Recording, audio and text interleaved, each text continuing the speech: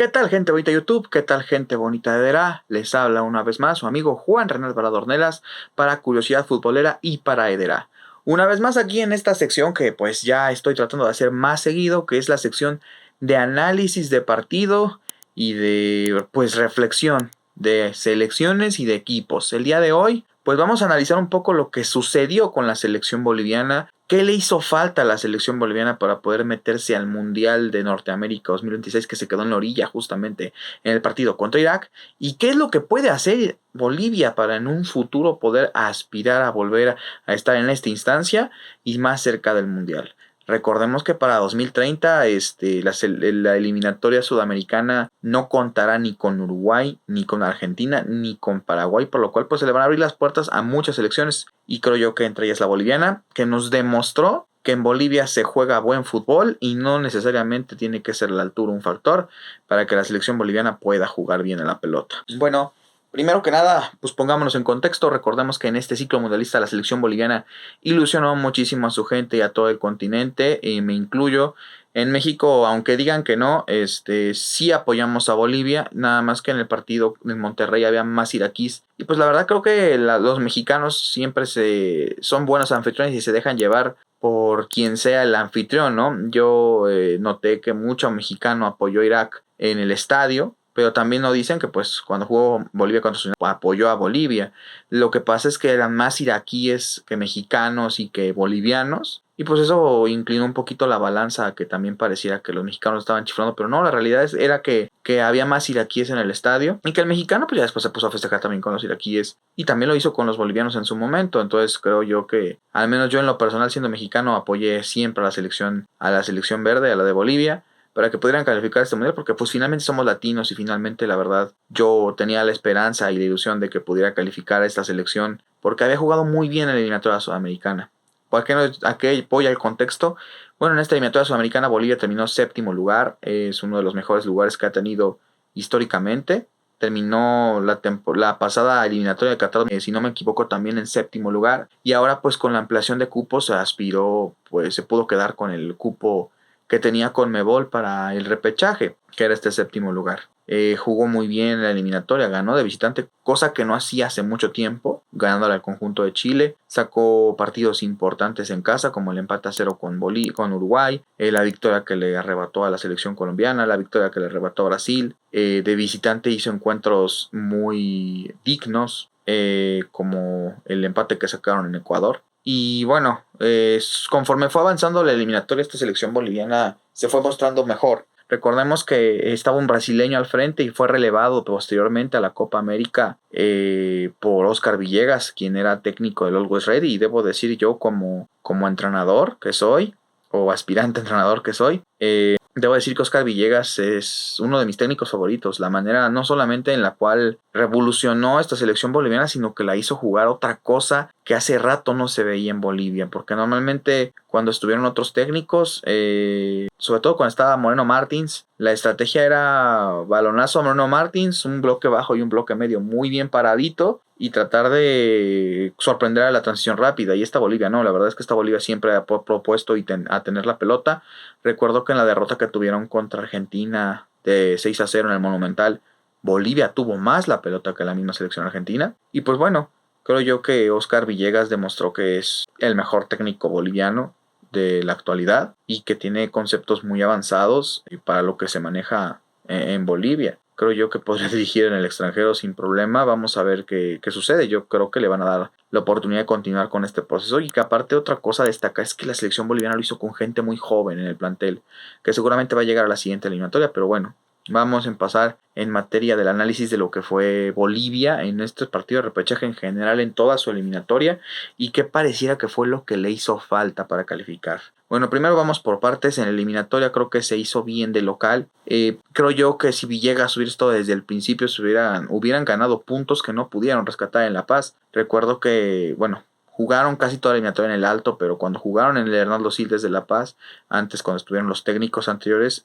Bolivia se vio muy mal. Por ejemplo, recuerdo que en un partido lo goleó Argentina en el Hernando Siles, cosa que normalmente no llegaba a pasar. Entonces es una señal de que el equipo boliviano estaba mal dirigido, aparte de que tenía muchos veteranos, no había gente joven. El Always Ready estaba haciendo muy bien las cosas en la liga local y más sin embargo no se le daba la oportunidad a los jugadores del Always Ready. Lo confeccionó, lo configuró ya después cuando llegó Villegas. Entonces creo que el primer tercio de la eliminatoria sudamericana sí lo desperdicia Bolivia por no tener a Villegas, por apostarse con otros técnicos. Ya cuando le dieron la selección a Villegas empezó a verse la reacción, sobre todo desde el intento y el estilo de juego que estaba mostrando la selección boliviana. Se vio diferente cómo estaba jugando Bolivia, lo que pretendió en estos partidos Bolivia, y sobre todo me gustó mucho que durante la eliminatoria hacía una convocatoria dual.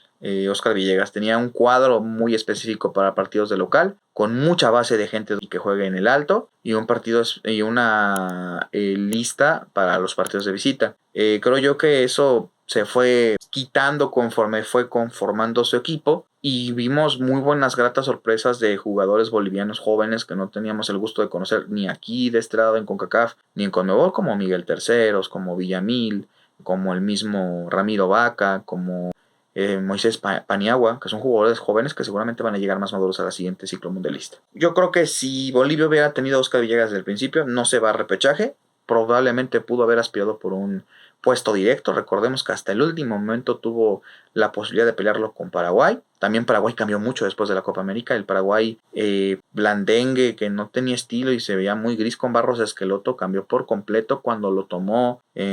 También estuvo ahí el técnico que estuvo en el León, pero bueno, cambió mucho cuando llegó ahí el técnico que venía de Costa Rica. Cuando llegó ahí este técnico que ahorita trae a Paraguay, Gustavo Alfaro, que traía a Costa Rica, le hizo cambiar la cara a Paraguay. Paraguay por eso pudo remontar y por eso creo que le gana la partida con el puesto directo. Si no, creo yo que el conjunto boliviano pudo haber competido hasta el final por un cupo directo. Le gana muy bien a Venezuela la partida, con todo y que en Venezuela les fue mal. Venezuela al final pechó muy feo con Colombia y merecidamente Bolivia, tras derrotar a Brasil, se metía al repechaje. En el repechaje, tanto en el partido con Surinam como en el partido con Irak, a Bolivia lo vi incluso mejor en cuestión de estilo, en cuestión de tenencia de pelota y en cuestión de efectividad de lo que lo vi en la eliminatoria sudamericana. Digo, no menosprecio ni a Irak ni a Surinam, pero no sé qué tanto nivel tengan comparados con el resto de Sudamérica, pero sí me queda claro que al menos eran equipos complicados, porque bueno, en el caso de Surinam tenía prácticamente un cuadro base que juega en la Eredivisie, y en el caso de Irak eran futbolistas que sí, la gran mayoría juega en el fútbol asiático, sobre todo entre Irak y Arabia Saudita.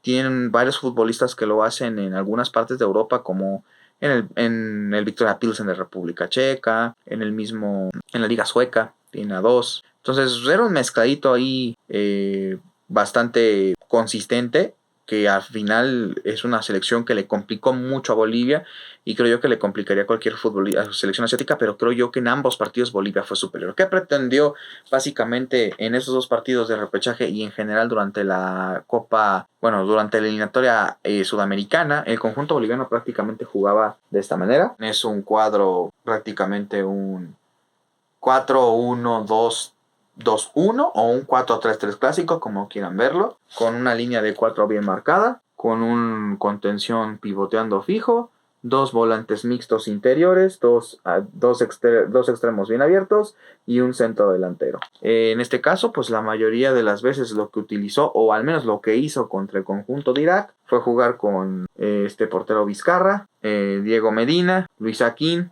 Efraín Morales, el que juega en el Montreal, Roberto Fernández, como volante mixto por la derecha Robson Mateus, Gabriel Villamil, el de la Liga Deportiva Universitaria de Quito, por la izquierda. Como pivote lo estaba haciendo Ramiro Vaca. Como extremo bien abierto estaba de un lado Marcelo Paniagua y del lado derecho Miguelito Terceros. Y como centro delantero estuvo en el primer partido, jugaron con el número 9, con este chico Monteiro, pero ya para el segundo partido jugaron con Godoy, porque Godoy metió gol en el partido contra Surinam y se vio mucho mejor el paraguayo naturalizado boliviano, que que llevara rato ya jugando en el fútbol de Bolivia. Básicamente el cuadro boliviano jugó todos los partidos a posesión larga, tenía la tenencia de la pelota. Me gustaba muy bien cómo jugaba muy bien con sus extremos bien abiertos. Tanto Miguel Terceros como el mismo Marcelo Paniagua tuvieron profundidad y mandaban servicios hacia el centro. En general, en cuestión de posesión larga, tenencia de pelota y transición controlada, creo que el equipo boliviano se vio superior en ambos partidos, tanto a Surinam como al conjunto de Irak. Incluso me atrevo a decir que en algunos partidos en la eliminatoria sudamericana se vio superior. En el 0-0 con Uruguay, en el partido contra Colombia, en La Paz, en los dos partidos contra Chile, incluso me atrevo a decir que en la goleada que recibieron de parte de Argentina 6-0 en Buenos Aires, el conjunto boliviano tuvo la pelota más y más la iniciativa. Ramiro Vaca funciona muy bien como un pivote, prácticamente se sabe botar y se sabe meter entre los centrales al momento que lo hace, sobre todo al ataque es cuando más luce Ramiro Vaca, porque es cuando tiene más posibilidades de crear y de ser este enlace entre la media cancha y los delanteros cuando adelanta línea. También Marcelo Paniagua me sorprendió mucho. Yo no tenía tanto en el radar a Marcelo Paniagua, tenía más en el radar a Miguelito Terceros, pero Marcelo lo hizo excelente en los dos partidos. Creo que sobre todo en el de Irak se vio muy bien, aparte de que metió el gol. Fue muy trascendental. A Miguel le costó mucho el partido contra Surinam y eso es a lo que voy a ir con lo que le hace falta a esa selección boliviana para poder seguir compitiendo a nivel mundial, pero hacía muy bien las profundidades en el partido de Irak. En general, el equipo boliviano se vio superior en la pelota en ambos encuentros. Creo yo que lo que les hizo falta son tres factores fundamentales. El primero, las transiciones del ataque a la defensa, es decir, cuando perdían la pelota y tenían que venir hacia atrás, le cuesta mucho trabajo al conjunto boliviano. Contra Surinam tuvieron, que Surinam juega la transición rápida, básicamente juega latigazo, tuvieron prácticamente dos jugadas claras de gol el conjunto surinamés que se salvó de milagro el conjunto boliviano y una más que Vizcarra sacó, y en el cuadro contra el conjunto de Irak realmente fue muy poco lo que Irak te generó. Yo ya había visto a Irak jugar en la eliminatoria asiática y es un equipo que sí juega mucho al bloque bajo, juega con un 4-4-2 muy tradicional, las dos líneas de cuatro bien paradas y dos centrodelanteros donde uno pivotó un poquito más para que dejara un 9 punta. Y la realidad es que este conjunto iraquí siempre buscó el contragolpe, no quiso nunca proponer. Y con muy poquito que generó Irak realmente, fue como le pudo ganar a Bolivia. ¿Por qué? Porque el conjunto boliviano, bueno, en el primer gol es un error de marca, claro, le pasan por la espalda a Medina, no puede cortar aquí y remata solo. Ya se habían salvado en el tiro libre, que le había sacado muy bien Vizcarra, pero ya en la segunda jugada que vino después del tiro de esquina ya no pudieron. Es un error de marca, claro, que castigó muy severo a Bolivia, y el segundo fue otro error, igual generado de un contragolpe, pero los dos goles, a eso voy con el segundo punto débil que tiene esta selección boliviana, es el juego aéreo. El juego aéreo tanto a la defensiva como a la ofensiva. En el gol, los dos goles de Irak se generan en jugada de juego aéreo. La primera, pues obviamente el primer gol es un gol que se genera de un tiro de esquina. Por juego aéreo le ganan la marca tanto a Luis Aquín como a Medina y termina metiéndose el gol por parte del conjunto iraquí. Y en el segundo gol es una jugada en la cual el 9 que se queda fijo de Irak le avientan un balonazo desde medio campo. Le alcanza a peinar este número 9. El que traía la marca, si no me equivoco, era el futbolista del Montreal. Estamos hablando de este chico Efraín Morales. Le peinan la pelota. Entra por el lado de la banda el futbolista iraquí, el volante. Lanza el centro y desde atrás, sorprendiendo porque, bueno, tanto Akin como Benina venían bajando, encuentra un hueco y termina empujando la pelota. Error compartido en tanto de Efraín Morales como de Luis Aquín. Y bueno, son pequeños detalles que te cuestan mucho al final. Eso le costó prácticamente el partido. Pero a la ofensiva también el juego aéreo de Bolivia fue muy deficiente. Hubo muchas jugadas donde Miguel Terceros mandaba el centro y no tenía quien rematar. Y el conjunto boliviano por sistema evitaba el juego aéreo.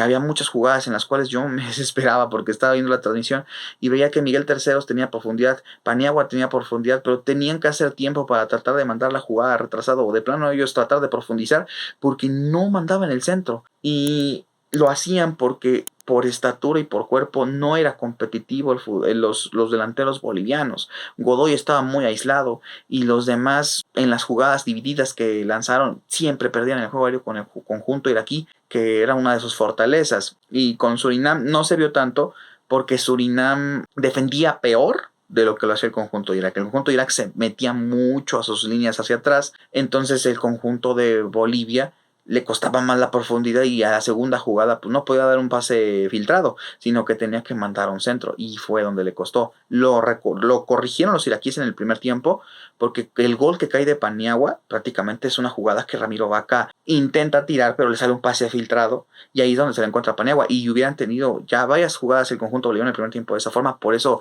recompuso el conjunto iraquí y prácticamente cambió una línea de 5 donde también bajaban las contenciones y hicieron un bloque en el cual no había profundidad. Ya al final del partido, cuando Bolivia tuvo más la pelota y más acoso contra la portería del conjunto de Irak, por sistema, insisto, preferían jugar a la corta el conjunto boliviano, desperdició prácticamente como 6 o 7 corners de esa forma al final del partido. ¿Por qué? Porque por sistema no trabaja el juego aéreo el conjunto boliviano, porque perdían en competencia de juego aéreo y eso es algo que tiene que corregir el conjunto de Olivas, porque si no compites en juego aéreo hoy en día en el fútbol mundial y menos y más, tanto con equipos europeos como con equipos asiáticos, un ejemplo, Jordania, lo van a ver en el mundial, juega todo a balón aéreo, República Checa lo mismo, y Irlanda que no calificó también juega eso. Si tú ya vas a una justa mundialista, una justa internacional, va a ser complicado que compitas si no tienes una variante con juego aéreo y balón parado. Y el conjunto boliviano desperdició mucho balón parado y mucho juego aéreo por querer, bueno, posible peligro de juego con juego aéreo, por querer jugarla por abajo, por no tener desarrollado su juego aéreo. Hubo una jugada también que me desesperó mucho, que venía a la corta y se le va a Paniagua entre las piernas y termina regalando un córner que era fundamental en los últimos momentos. Entonces, segunda debilidad, creo yo que tienen que mejorar mucho el juego aéreo y sobre todo el físico, porque físicamente el jugador boliviano se sigue viendo débil en comparación de los jugadores de otros lugares, sobre todo con Surinam se notó mucho. En cuestión velocidad y resistencia, los bolivianos, mis respetos, creo que pueden competir de tú a cualquiera, pero ya en cuestión físico, en cuestión de trabajo de cuerpo, es más complicado. Y el último punto débil va relacionado con lo mismo, es el balón parado. Sí, Bolivia no aprende a jugar el balón parado, difícilmente va a poder competir en cualquier lugar que me digan. Actualmente el balón parado tiene mucha importancia en el fútbol moderno y si tú no lo sabes trabajar, pues te va a costar trabajo cualquier partido que tú juegues. Bien, vamos con el siguiente punto. ¿Qué viene para Bolivia ahora? Bueno, lamentablemente no se pudo calificar al Mundial, se quedaron fuera en la orilla, en el repechaje. ¿Qué va a pasar en la siguiente ciclo mundialista? Bueno, el siguiente ciclo mundialista se va a jugar, como saben, en Europa y en África. Portugal, Marruecos y España, pero al ser el centenario la FIFA le ha otorgado un partido inaugural tanto a Uruguay, tanto a Argentina como a Paraguay. Uruguay porque fue la sede del primer mundial y Argentina lo meten ahí siendo que fue el primer finalista de la lista de los mundiales. A Paraguay simple y sencillamente porque Domínguez es paraguayo. Entonces esto que provoca que Paraguay, Argentina y Uruguay, ya confirmado por FIFA, estén calificados directamente al Mundial de 2030. Eso quiere decir que la eliminatoria CONMEBOL va a repartir 3 boletos directos y probablemente reparta 2 repechajes o al menos un cupo extra de repechaje porque pues su confederación va a ser anfitriona. Entonces lo más probable es que haya 3 boletos directos y uno al repechaje que se va a sortear, insisto, sin Paraguay, sin Argentina y sin Uruguay. Si nosotros quitamos Argentina, Uruguay y Argentina de la ecuación, el conjunto boliviano hubiera terminado en el cuarto lugar con Conmebol. Y eso no le da un boleto directo, pero estaría alcanzando el repechaje del siguiente ciclo mundialista. Entonces, si aprovecha todos sus partidos de local y empieza a sacar puntos de visitante contra Paraguay, contra Perú, contra Chile, contra Venezuela, contra los equipos que están de su rango, tengan por seguro que el conjunto boliviano puede aspirar por un boleto directo a la siguiente Copa del Mundo. Necesitan corregir esta situación. Creo que también fue una buena vitrina para el futbolista boliviano. Tanto Paniagua, tanto Miguel Terceros, créanme, pueden jugar sin problema en la Liga MX o en la MLS. Creo que van a verse de allá. Miguel creo que no tiene tantos minutos con Santos, aunque está en la mejor Liga de América, no tiene tantos minutos. Marcelo Paniagua está en el Boya Casablanca, está jugando titular, pero igual yo creo que si él quisiera dar el salto a una liga europea un poquito de más renombre o incluso en la Liga MX o en la MLS lo va a poder hacer sin problema. Todos se vieron muy bien, se mostraron, entonces es probable que los futbolistas bolivianos salgan más, tienen que salir más, tienen que estar más en el extranjero, foguearse más y esto les sirve como una excelente experiencia tanto para Oscar Villegas como para todos los jugadores. Son muy jóvenes todos, yo creo que de este cuadro y esta convocatoria fácil el 80% puede meterse a la siguiente al siguiente ciclo mundialista. Más hay que ver cuántos de la sub-17 del año pasado que lograron calificar pueden rescatarse, pueden llegar a ser profesionales y cuántos jóvenes más pueden llegar a surgir. El Bolívar igual debe seguir compitiendo en Sudamérica como lo ha hecho hasta el momento, tanto en Copa Sudamericana como en Copa Libertadores, y hay que esperar sobre todo cómo puede ingeniárselas Oscar Villegas. Ya nos demostró que el conjunto boliviano sin altura puede jugar y competir de tú a tú contra equipos de otra confederación. Hay que ser más competitivos, competir en el juego aéreo y corregir, modificar el físico del futbolista boliviano, que eso lo va a hacer cuando salgan en el extranjero. Si logran corregir esas cosas, tenga por seguro, hermanos bolivianos, que van a estar en 2030, pero no puede dejar de seguir trabajando lo que ha estado trabajando tanto la Federación Boliviana de Fútbol como los clubes para que estos futbolistas tengan ese desarrollo y puedan llegar a un mundial donde la eliminatoria va a estar sin Paraguay, sin Uruguay y sin el conjunto argentino. También cabe la posibilidad de que la eliminatoria sea cambiada por completo, porque pues obviamente hay una posibilidad todavía viva de que por excepción, este mundial sea de 64, este mundial que viene, el 2030, por el centenario, sea de 64 selecciones. Si eso llegara a pasar, probablemente fusionen la eliminatoria CONMEBOL con la eliminatoria CONCACAF, porque pues serían muchos cupos para América.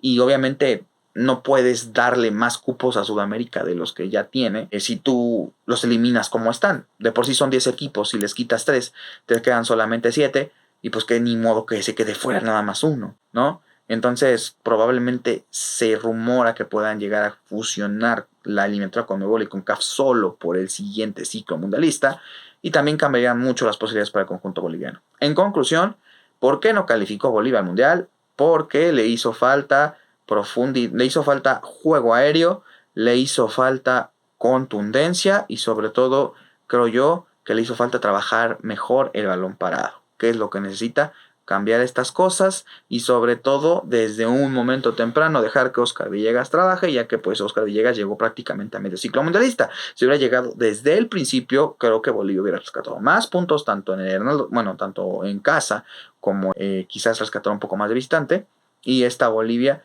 pudo haber tenido otra historia. Hay que darle vuelta a la hoja, hermanos bolivianos, seguir trabajando como lo están haciendo, que sus futbolistas se sigan proyectando a nivel internacional, que se sigan fogueando y van a ver que tarde o temprano van a estar en una Copa del Mundo. Creo yo que más temprano que tarde, porque tienen una generación muy, muy interesante, pero es cuestión de que la sigan trabajando. Sin más que agregar, este fue el análisis de por qué Bolivia no fue al Mundial.